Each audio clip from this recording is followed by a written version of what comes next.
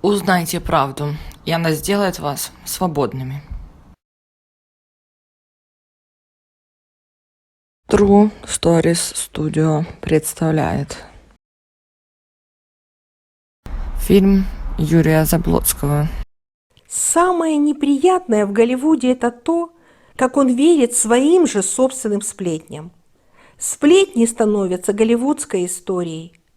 Когда-нибудь кто-то скажет: «Все это вранье об Аве Гарднер правда», а истина обо мне точно так же, как и о несчастной и оклеветанной Мэрилин Монро, исчезнет, как имена на надгробных плитах. Мэрилин Монро. Последняя исповедь. Весной 1962 года Мэрилин Монро начинает сниматься в фильме «Что-то должно случиться», но делает это уже через силу. Здоровье ее подорвано переутомлением, многолетней борьбой за место под солнцем в Голливуде и постоянными неудачами в личной жизни. Депрессия побуждает ее принимать все более сильные дозы транквилизаторов, и она теряет способность сосредотачиваться, из-за чего снимается много дублей. Мэрилин пропускает 20 из 32 дней работы, а снято было с ее участием всего лишь 7 с небольшим минут. Бюджет кинокартины был весь потрачен, и тогда терпение киностудии 20-е столетие Fox лопнуло.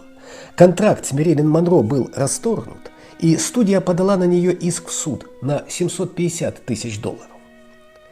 Актриса, в деньгах тех лет принесшая киностудиям свыше $200 миллионов, впервые за долгие годы оказывается вдруг неудел и в поисках возможности излить душу дает обширное интервью для журнала Life его сотруднику Ричарду Мерриману. Ни она и ни он, естественно, не догадываются, что это интервью у нее последнее. По какому-то странному стечению обстоятельств оно увидит свет ровно за день до того, как она то ли намеренно, то ли нет, свела свои счеты с жизнью. Позднее, описывая эту встречу, образно названную последней продолжительной беседой с одинокой девушкой, журналист особенно отмечал, что застал звезду полностью дезорганизованной. Одна из их встреч началась на 4 часа позже, чем намечалось, потому что сначала она спала, а затем никак не могла собраться. Во время интервью ей захотелось чего-то съесть, но в доме не нашлось ничего, совсем ничего съестного. Ей действительно было ужасно плохо. Это после смерти у нее появится масса друзей, а тогда их у нее и в помине не было. На вопрос, много ли знакомых звонили ей, чтобы поддержать после увольнения с киностудии, Монро очень грустно сказала «нет». Так вот и получилось, что банальное по замыслу интервью в действительности переросло в нечто большее – исповедь, подводящую своеобразный итог жизни и творчеству киноактрисы. И, казалось бы, вот оно, золотое дно, то, что должно было лечь в основу любого по-настоящему документального фильма, любой маломальски серьезной книги. Однако ничего подобного до сих пор, как вы, наверное, догадались уже, не случилось. А почему? Вы узнаете из этого фильма. Не забывайте подписываться на наш канал. При минимуме желания последнее интервью Мэрилин Монро в интернете найти несложно. Но читать советуем только в оригинале и только исключительно в электронной версии журнала Life. Вы очень удивитесь, узнав, насколько он отличается от того, что выложено на разных сайтах, в том числе даже Мэрилин Фан. При этом все без исключения замалчивают, что дополнительные подробности интервью в 2 подачах и чуть позднее были опубликованы в том же Life. Вот только написать книжку на эту тему автору, к сожалению, тогда и в голову не пришло. И это теперь делают вместо него другие, из тех, которые, по словам Мэрилин, расспрашивают о вас, по большей части у ваших недругов. И вслед за этим она добавила: большинство людей на самом деле не знают меня. Но как же могло быть иначе, если даже ее приемный сын Бобби Миллер подсчитывал втихаря всяческие пикантные сплетни о ней, которые, в отличие от сегодняшнего дня, публиковали тогда еще только исключительно в желтой прессе. Как же могло быть иначе, если сын ее второго мужа Димаджио до их развода только и слышал в школе: «А, так твоя мачеха ха-ха-ха, оказывается Мэрилин Монро, а ты видел это и вот это». Сценические образы сексуальной блондинки из первых фильмов, как несмываемая краска, прилипли к ней, и далеко не все, в том числе и в киноиндустрии, сумели разглядеть в Монро действительно талантливую киноактрису. За участие в съемках фильма «Джентльмены предпочитают блондинок» брюнетка Джейн Рассел получила гонорар в $200 000. Мэрилин Монро, сыгравшей в комедии главную роль, платили всего $500 в неделю, и у нее не было даже своей гримерной. На вопрос «почему так?» ей ответили: «Запомни, ты не звезда». Немного позднее она ехала в аэропорт и неожиданно увидала себя в огнях реклам. Она остановила машину и долго смотрела на это, не веря своим глазам. И снова припоминая фразу «Запомни, ты не звезда». Могла ли Мэрилин забыть такое? Нет, 100%, ни в коем случае. Она рассказала Лайфу и то, как на киностудии ее как раба заставляли работать с температурой.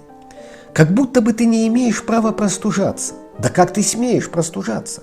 Я имею в виду, что руководители киностудии, те могут позволить себе болеть, и они остаются дома, сколько им вздумается, на телефоне, но как смеешь ты, актер, подхватить простуду или вирус? Временами мне хочется, чтобы они сами снялись в комедии, имея температуру или вирусную инфекцию.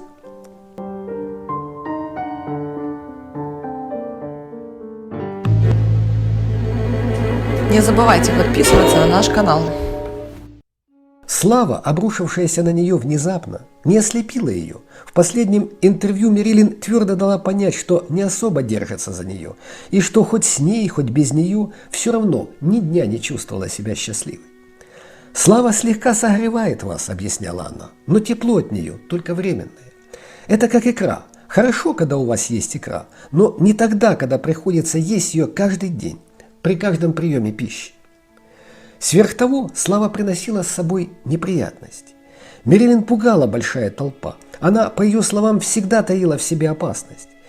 «Когда вы становитесь знаменитостью, — говорила Монро, — вы сталкиваетесь с человеческой природой в самом неприглядном виде. Слава возбуждает зависть. Людей, окружающих вас, не покидает чувство. Но кто она такая? Кем она себя возомнила, Мэрилин Монро? Они считают, что могут запросто подойти к вам и сказать все, что угодно». Как-то она присмотрела себе новый дом и хотела заглянуть вовнутрь помещений. Владелец был счастлив, узнав ее, и с радостью кинулся звать жену. Он хотел познакомить ее с Мэрилин. Но вышедшую женщину, в отличие от него, в буквальном смысле слова перекосило. «Я вас попрошу, — сказала она, — немедленно убраться из этого дома».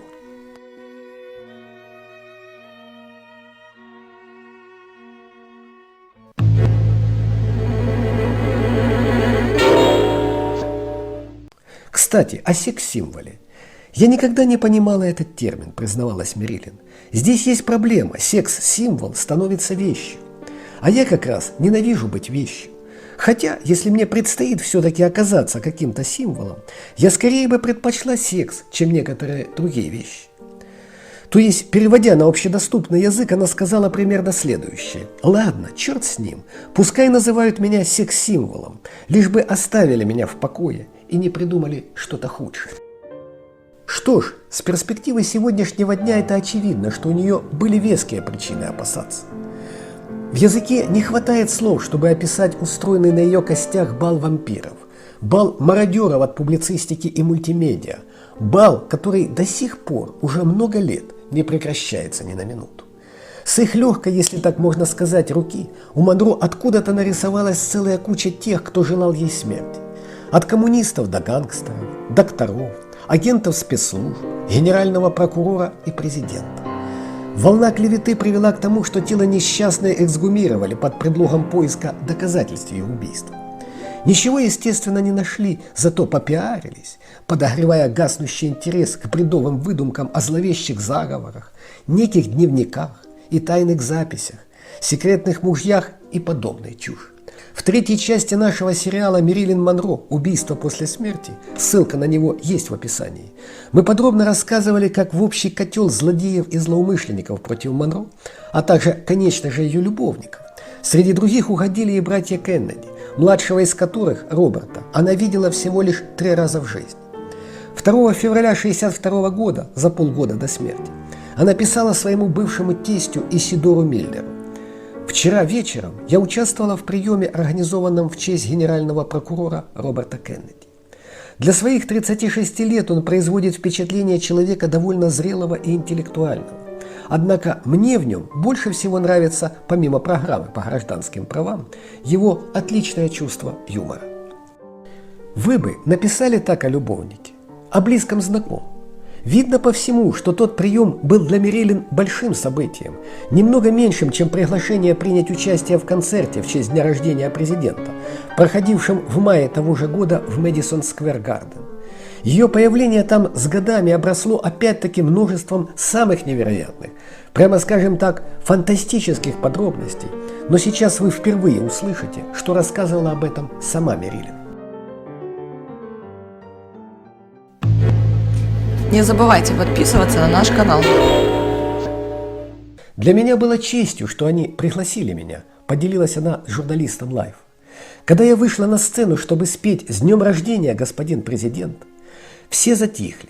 Такая тишина согревает меня, и тогда ты думаешь: Господи, я буду петь сейчас, как будто бы последний раз в жизни, для всех этих людей. Потом у них было нечто вроде приема. Я была со своим бывшим тестем, думала, что это станет для него одним из самых памятных событий в жизни, о которых он будет рассказывать своим внукам. И, по-моему, я сделала там кое-что не так, когда встретилась с президентом. Вместо того, чтобы спросить его: как поживаете, how do you do, я просто сказала: это мой бывший тесть. Я должна была сказать: how do you do, господин президент, но я уже спела, так что, надеюсь, никто не заметил этого. В ходе того приема и была сделана единственная фотография, где президент и Мерилин стоят рядом. Все остальное, включая их якобы переписку между собой, придумано от потолка и придумано только гораздо позже.